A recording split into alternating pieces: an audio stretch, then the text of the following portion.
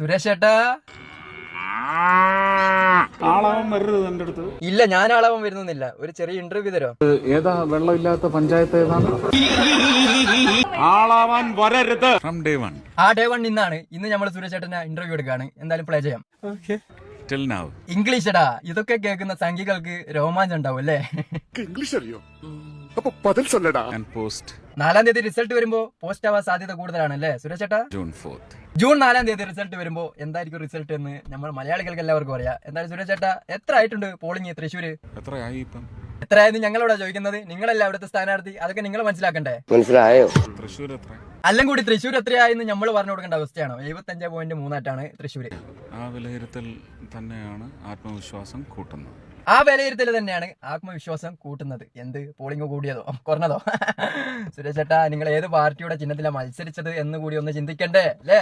ആത്മവിശ്വാസമൊക്കെ കൂട്ടിക്കോ, പക്ഷെ ഓവറായിട്ട് കൂട്ടാൻ നിൽക്കണ്ട. തോറ്റു കഴിഞ്ഞാൽ നെഞ്ചത്തടിക്കേണ്ടി വരും. സുരേഷ് ചേട്ടാ, നടു വെട്ടി എന്നൊക്കെ അറിഞ്ഞല്ലോ, എന്താ സംഭവിച്ചേ? ഇനിയിപ്പോ ഈ നടുവിനുള്ള ഒരു ചികിത്സ ഒന്ന്, എന്ത് ട്രീറ്റ്മെന്റ് എടുക്കാൻ പോകുന്നത്? ആയുർവേദത്തിനൊന്ന് പോകണം. അല്ല, ഇപ്പൊ ഇലക്ഷൻ റിസൾട്ട് ഒക്കെ അറിയാൻ നാട്ടിലുണ്ടാവൂലേ? അപ്പൊ ജൂൺ 4-ന് തിരിച്ച് ഇവിടെ ഉണ്ടാവാൻ പറ്റുമെന്നൊരു സംശയം. ജൂൺ 4-ന് നാട്ടില് നിൽക്കാത്തത് തന്നെയാണ് സുരേഷ് ചേട്ടാ നല്ലത്. എന്ന് കഴിഞ്ഞിട്ട് എന്തിനാ ഇത്? എല്ലാവരും നമ്മുടെ ട്രോളാനാ. സുരേഷ് ചേട്ടാ, ഒരു ചെറിയ സംശയമുണ്ട്. നമ്മള് 8 നില പൊട്ടോ? അല്ലേ ഇത്രയും നേരം പറഞ്ഞേ? അത് തന്നെയാണല്ലോ ഇത്രയും നേരം പറഞ്ഞത്. ഞാൻ ചിന്തിച്ചില്ല. ജൂൺ 4-ന് ഈ നാട്ടിൽ നിൽക്കാൻ പറ്റാത്ത അവസ്ഥ ആയിരിക്കും എന്നാണ് സുരേഷ് ചേട്ടൻ പറഞ്ഞുകൊണ്ട് വന്നത്. അതെ, ഞാൻ ഇന്നലെ ഒരു വാക്ക് പറഞ്ഞത് കേട്ടോ? അത് മലയാളികൾ കേൾക്കാതിരിക്കോ? കേൾക്കാത്തവർക്ക് ഞാൻ കേൾപ്പിച്ചു തരാം. ആളാവാൻ വരരുത്. അതാണ് ഞങ്ങളുടെ കുടുംബത്തിന്റെ മഹിമ. ഒരുപാട് ആൾക്കാരുണ്ട്, അവർക്കെല്ലാം അവസരം കിട്ടട്ടെ. അതാണ്. നിങ്ങൾ മെല്ലെ മാറി നിന്നിട്ടുണ്ടെങ്കിൽ കുറെ നേതാക്കളുണ്ട്. അതായത് BJP-യില് തൃശ്ശൂരിൽ കുറെ നേതാക്കളുണ്ട്. അവർക്കൊക്കെ ഒരു അവസരം കിട്ടിയാ സുരേഷ് ചേട്ടാ. നിങ്ങൾ തന്നെ അവിടെയുള്ള ആൾക്കാരെ അവസരം കൊടുക്കാത്ത രീതിയിലാക്കിയില്ല. അങ്ങ് നിന്നെല്ലാം വന്നിട്ട് തൃശ്ശൂരിലുള്ള ആളുകൾക്ക് പോലും അവസരം കിട്ടുന്നില്ല. എന്തുകൊണ്ട്? നിങ്ങളുള്ളത് കൊണ്ട്. നമുക്ക് ഇനിയും സമയമുണ്ട്. അപ്പൊ തൃശ്ശൂരിലുള്ള സംഘികളോട് സുരേഷ് ചേട്ടൻ പറഞ്ഞ വാക്കാണ്, നമുക്ക് ഇനിയും സമയമുണ്ട്. സുരേഷ് ചേട്ടൻ മാറി നിൽക്കും, ഉറപ്പായിട്ട് മാറി നിൽക്കും.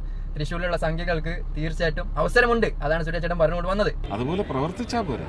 എങ്ങനെ പ്രവർത്തിക്കണം എന്നാ സുരേഷ് ചേട്ടൻ നിങ്ങൾ പറഞ്ഞുകൊണ്ട് വന്നത്? മുസ്ലിം വിരോധം മറ്റുള്ള ഹിന്ദുക്കളുടെ മനസ്സിലോട്ടേക്ക് അടിച്ചു കയറ്റി കൊടുക്കണം, അതാണ് ഉദ്ദേശിച്ചു കൊണ്ടുവന്നത്?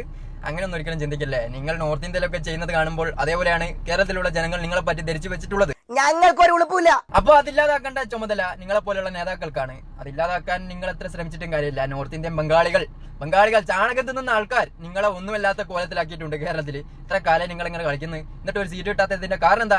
ബംഗാളികളാണ്. ഞാൻ ഇടയ്ക്ക് എവിടെയൊക്കെയോ പറഞ്ഞിട്ടുണ്ടല്ലേ?